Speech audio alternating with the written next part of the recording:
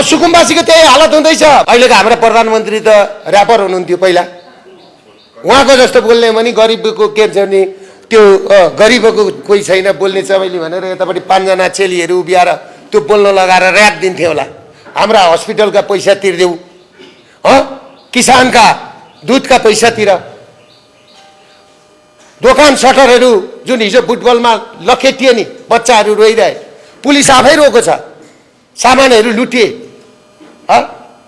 एउटा राज्यले गएर कसैको घरको सामान उठाउँदा पनि मुजुल्का बढ्नुपर्छ, सर्जिबिन हुनुपर्छ।